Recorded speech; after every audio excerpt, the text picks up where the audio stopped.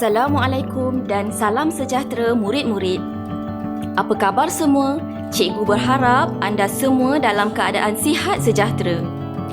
Sebelum cikgu memulakan pembelajaran hari ini, izinkan cikgu memperkenalkan diri. Saya Cikgu Izian dari SMK Agama Putrajaya. Pada hari ini, cikgu akan berkongsi ilmu matematik tingkatan 1, bab 8 iaitu garis dan sudut. Topik yang akan cikgu fokuskan pada hari ini ialah kaedah menentukan nilai sudut yang berkaitan dengan garis selari, garis rentas lintang, sudut dongak dan sudut tunduk.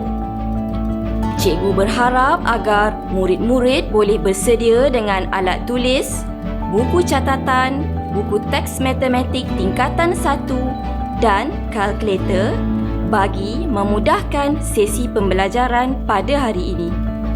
Mari kita lihat objektif pembelajaran pada hari ini. Di akhir pembelajaran, murid-murid akan dapat: pertama, menentukan nilai sudut yang berkaitan dengan garis selari dan garis rentas lintang apabila nilai sudut lain diberi. Kedua, mengenal dan mewakilkan sudut dongak dan sudut tunduk dalam situasi kehidupan sebenar. Dan yang terakhir, menyelesaikan masalah melibatkan sudut yang berkaitan dengan garis selari dan garis rentas lintang. Baiklah, sebelum cikgu menerangkan dengan lebih lanjut, ayuh kita lihat paparan di skrin. Murid-murid pastinya biasa lihat objek yang berada dalam bulatan merah ini. Betul, ini ialah gambar ampaian yang biasa dilihat di rumah atau tempat kediaman. Perhatikan garis-garis pada ampaian ini. Sekarang, mari kita sama-sama lihat pada objek di atas meja ini. Tahukah murid-murid objek apakah ini? Ya, tepat sekali. Ianya adalah rehal. Perhatikan garis-garis yang membentuk rehal ini. Jadi, cikgu ingin bertanya, apakah persamaan yang dapat murid-murid lihat antara kedua-dua gambar dan objek yang ditunjukkan tadi? Ya, kedua-dua objek menunjukkan terdapat beberapa garis selari dan tidak selari yang bersilang. Maka garis-garis ini membentuk beberapa sudut antara satu sama lain. Nilai sudut yang berkaitan dengan garis rentas lintang dan garis selari boleh ditentukan dengan menggunakan ciri-ciri sudut yang telah kita pelajari sebelum ini, iaitu sudut sepadan, sudut selang-seli, sudut pedalaman, sudut bersebelahan dan sudut bertentangan. Baiklah murid-murid, cuba lihat contoh pertama ini. Dalam rajah di bawah, KL, MN dan OP ialah garis selari. Cari nilai sudut A, B dan C. Berdasarkan soalan ini, kita dapat lihat dua garis rentas lintang, iaitu IJ dan XY telah bersilang dengan tiga garis selari, iaitu garis KL, MN dan OP. Sudut yang diberi bersama soalan ialah sudut 119 darjah dan 55 darjah. Oleh itu, sudut A boleh dicari menggunakan ciri sudut selang-seli, iaitu sudut yang sama nilai dibentuk oleh imej huruf Z. Maka, nilai sudut A adalah 55 darjah. Perhatikan garis rentas lintang XY. Terdapat tiga sudut sepadan yang dibentuk oleh garis ini. Maka, sudut B bersamaan dengan 119 darjah menggunakan ciri sudut sepadan. Sudut B dan C pula boleh ditentukan menggunakan ciri sudut pedalaman. Hasil tambah sudut B dan C seharusnya 180 darjah. Kita telah mengetahui nilai B iaitu 119 darjah. Maka nilai C adalah 180 darjah tolak dengan 119 darjah bersamaan dengan 61 darjah.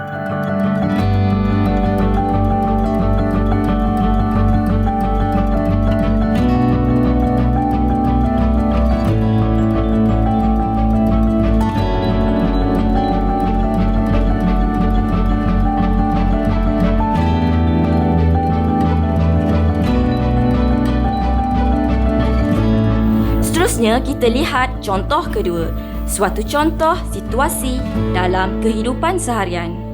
Gambar ini menunjukkan sebuah pintu.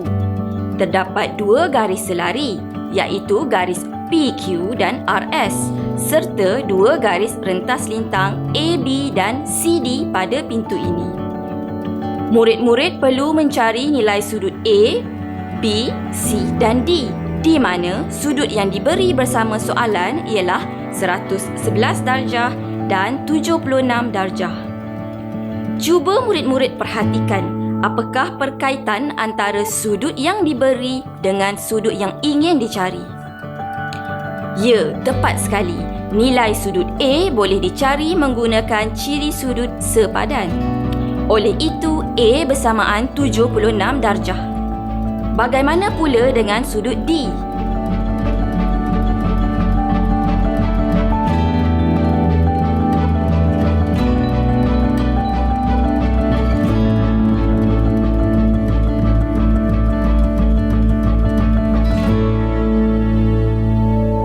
Betul murid-murid, sudut D adalah sudut bersebelahan dengan 111 darjah.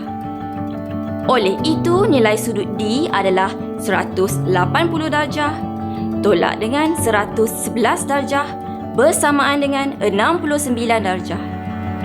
Sudut C pula boleh ditentukan menggunakan ciri sudut pedalaman.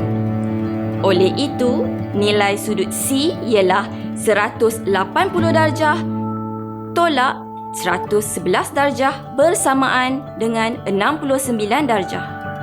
Akhir sekali, nilai sudut B boleh ditentukan menggunakan ciri sudut bertentangan kerana sudut B bertentangan dengan sudut C. Oleh itu, ia bernilai sama iaitu 69 darjah.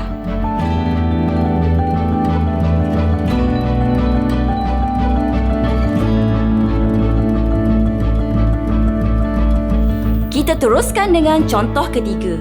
Rajah menunjukkan dua garis selari, RST dan UV pada jubin dinding.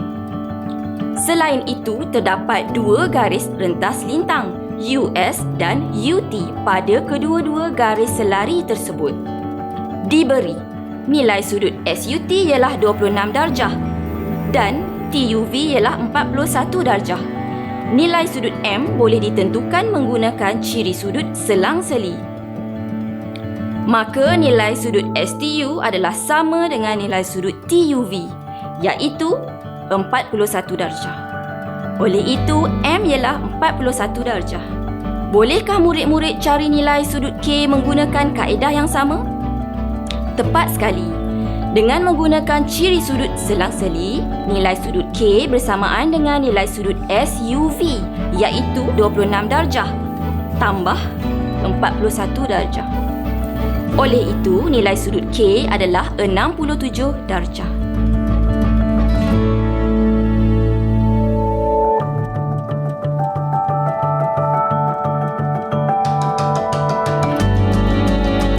Cikgu harap dengan penerangan sebelum ini, murid-murid memahami kaedah menentukan nilai sudut berkaitan garis selari dan garis rentas lintang apabila nilai sudut lain diberi.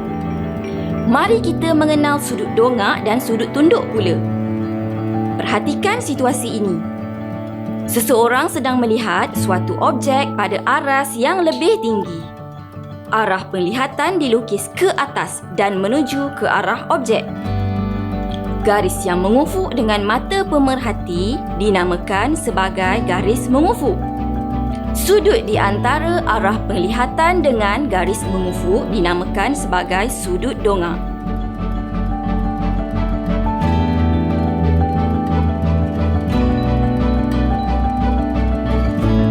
Seterusnya, mari kita mengenal sudut tunduk. Lihat situasi ini. Seseorang sedang memerhatikan suatu objek pada aras yang lebih rendah. Arah penglihatan dilukis ke bawah dan menuju ke arah objek. Garis yang mengufuk dengan mata pemerhati dinamakan sebagai garis mengufuk. Sudut di antara arah penglihatan dan garis mengufuk dinamakan sebagai sudut tunduk.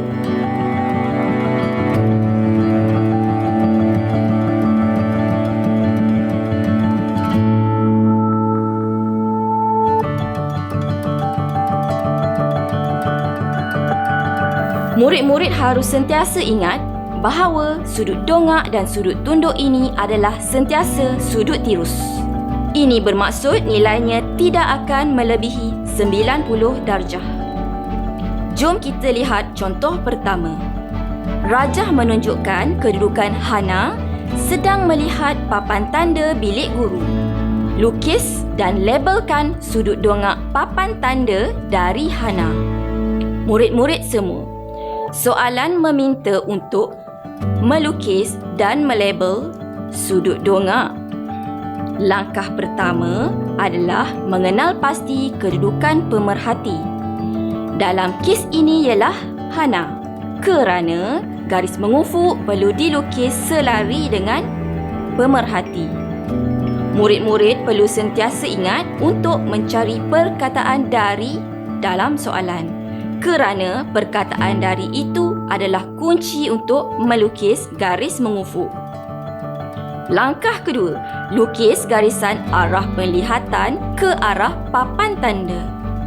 Seterusnya, lukis sudut di antara kedua-dua garisan tersebut.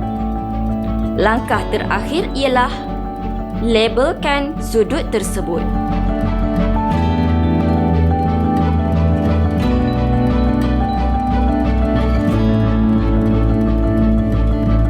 Baik, tanpa membuang masa, mari kita lihat contoh kedua.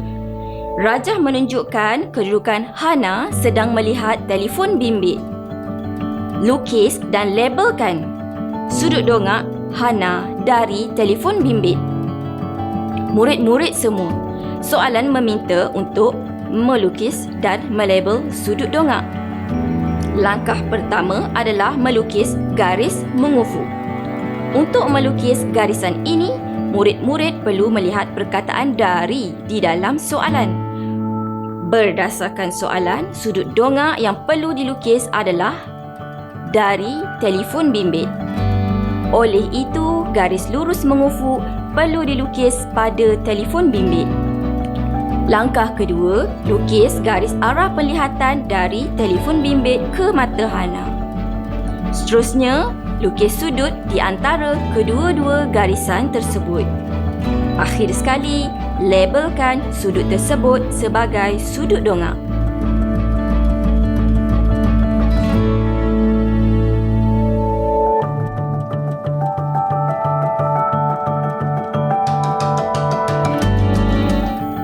Jom lihat contoh lain. Rajah menunjukkan kedudukan Wani dan Shu di dua buah bangunan pada tanah mengufuk.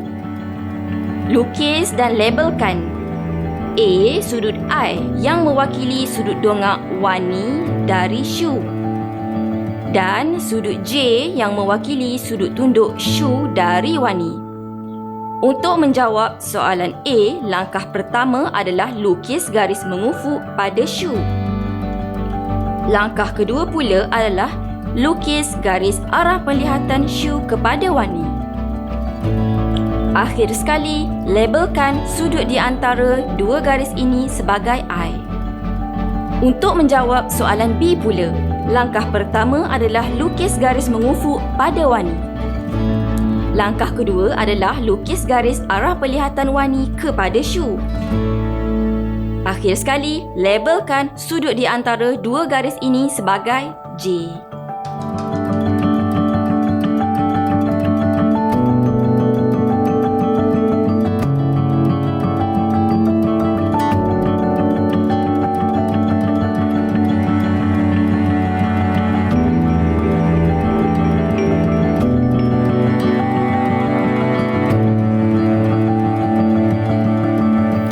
Mari cikgu tunjukkan contoh keempat. Soalannya, Rajah menunjukkan Abdul berdiri di atas sebuah bukit dan memerhatikan seekor burung dan sebiji bola. Wakilkan situasi ini dengan melukis dan melabelkan. A. Sudut A yang mewakili sudut dongak burung itu dari Abdul. Dan B. Sudut B yang mewakili sudut tunduk bola itu dari Abdul. Untuk menjawab soalan A, pertama sekali lukis garis mengufuk pada Abdul. Seterusnya, lukis garis arah penglihatan Abdul ke arah burung. Akhir sekali, labelkan sudut di antara dua garis ini sebagai A. Untuk menjawab soalan B juga, mulakan dengan melukis garis mengufuk pada Abdul, diikuti oleh garis arah penglihatan Abdul ke arah bola. Akhir sekali, labelkan sudut di antara dua garis ini sebagai B. Cikgu rasa murid-murid pasti telah mahir dengan soalan berkaitan sudut tunduk dan sudut dongak ini. Mari cikgu cuba uji dengan soalan tambahan. Cuba murid-murid labelkan sudut dongak Abdul dari bola. Syabas murid-murid. Ya, kunci perkataan ialah dari bola. Maka sudut dongak Abdul dari bola adalah seperti yang dilukis dengan warna merah. Baiklah, sekarang kita akan cuba menyelesaikan masalah yang melibatkan garis dan sudut yang telah dipelajari. Kita lihat soalan 1. Dalam rajah di atas, nyatakan A. Garis mengufuk, B. Sudut mendongak, C. Sudut tunduk dan D. Sepasang sudut yang sama. Untuk soalan A, terdapat dua garis mengufuk pada rajah, iaitu garis AP dan CQ. Untuk soalan B pula, sudut mendongak adalah sudut CQB dan CQA. Manakala untuk menjawab soalan C, sudut tunduk diwakilkan oleh sudut PAQ. Berdasarkan rajah juga, kita dapat mengenal pasti sepasang sudut yang sama, iaitu sudut PAQ dan AQC yang bernilai 30 darjah. Akhir sekali, untuk mencari nilai sudut AQB, murid-murid hanya perlu menolak nilai sudut BQC dari sudut AQC. 30 darjah ditolak dengan 15 darjah, maka jawapannya adalah 15 darjah. Untuk mengukuhkan lagi kefahaman, mari cikgu bantu untuk soalan seterusnya. Dalam rajah di bawah, PQ dan RS ialah garis mengufuk. Sudut dongak Q dari R ialah 40 darjah. Cari nilai A tambah B. Setiap kali menjawab soalan matematik, murid-murid perlu sentiasa meneliti kehendak soalan dan maklumat yang diberi. Kehendak soalan ini ialah untuk mencari hasil tambah nilai A dan B. Oleh itu, kita perlu mencari nilai A dan B terlebih dahulu. Maklumat yang diberi bersama soalan pula adalah terdapat dua pasang garis lurus yang selari, iaitu garis PQ dan RS serta garis TQ dan SV. Oleh itu, nilai sudut PQR boleh dicari menggunakan ciri sudut pedalaman. Sudut PQR adalah hasil tolak 40 darjah dari 180 darjah. Maka nilainya adalah 140 darjah. Untuk mencari nilai A, murid-murid perlu menggunakan ciri sudut bagi bulatan penuh. Oleh kerana jumlah sudut bagi bulatan penuh ialah 360 darjah, maka sudut A bersamaan dengan 100 darjah. Seterusnya, untuk mencari nilai B, murid-murid perlu memanjangkan garis TQ dan garis RS agar bersilang. Apabila bersilang, dapat dilihat bahawa sudut sepadan 4B yang dibentuk adalah bertentangan dengan sudut sepadan 120 darjah.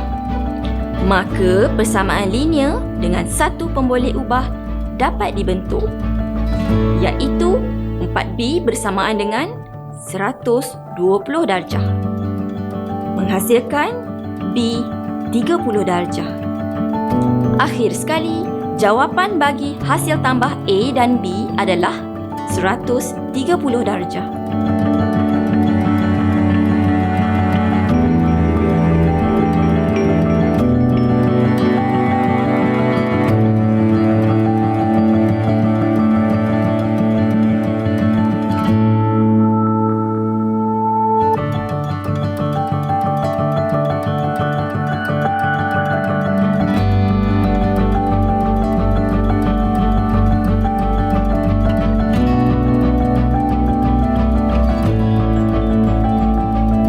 Baiklah, tanpa membuang masa, mari kita baca bersama-sama soalan yang ketiga. Pada pukul 8 pagi, sudut dongak bagi puncak sebuah menara dari hujung bayang-bayangnya ialah 38 darjah. Pada pukul 11 pagi, sudut dongak bagi puncak menara itu dari hujung bayang-bayangnya ialah 70 darjah. Lakar sebuah rajah untuk menunjukkan sudut dongak itu. Mula-mula, murid-murid perlu lukis dan labelkan menara. Langkah kedua, lukis garis mengufuk pada tanah dan puncak menara. Seterusnya, lukiskan 2 garis lurus yang menyambungkan puncak menara ke garis mengufuk tanah. Labelkan sudut 38 darjah dan 70 darjah. Harus diingat bahawa sudut 70 darjah adalah lebih besar dari sudut 38 darjah. Oleh itu, ia berada lebih hampir dengan menara, iaitu di sebelah kanan sudut 38 darjah.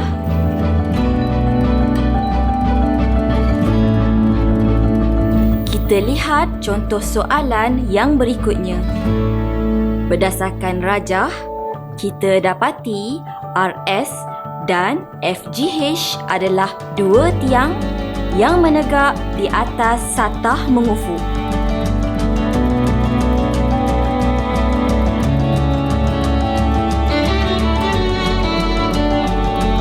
Tentukan sudut dongak F dari R. Kita ada 4 pilihan jawapan. A. Sudut GFR, B. Sudut GRH, C. Sudut FRH, dan D. Sudut FRG. Dapatkah murid-murid menentukan sudut yang diminta? Mari cikgu bantu. RG merupakan garis mengufuk dari R. Murid-murid boleh terus sebutkan jawapannya? Tepat sekali.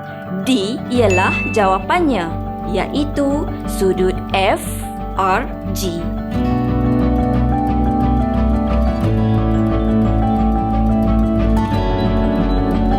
Demikian tadi sesi pembelajaran kita pada hari ini.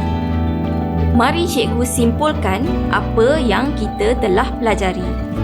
Murid-murid telah belajar bahawa nilai sudut pada garis selari, garis rentas lintang, sudut dongak serta sudut tunduk boleh ditentukan dengan menggunakan ciri-ciri sudut yang berkaitan. Selain itu, murid-murid juga telah belajar kaedah untuk mengenal dan mewakilkan sudut dongak dan sudut tunduk dalam situasi kehidupan sebenar. Syabas dan tahniah cikgu ucapkan kerana berjaya mengikuti pembelajaran sehingga ke akhir sesi. Cikgu amat berharap murid-murid dapat mengaplikasikan pengetahuan dan kemahiran yang dipelajari bagi menyelesaikan masalah berkaitan garis dan sudut. Untuk mahir matematik, murid-murid perlu cuba menjawab pelbagai bentuk soalan dan perbanyakkan latihan. Terima kasih kerana telah mengikuti pembelajaran hari ini. Cikgu doakan semoga murid-murid mendapat keputusan yang cemerlang. Salam sayang daripada saya, Cikgu Izian. Sehingga bertemu lagi. Assalamualaikum.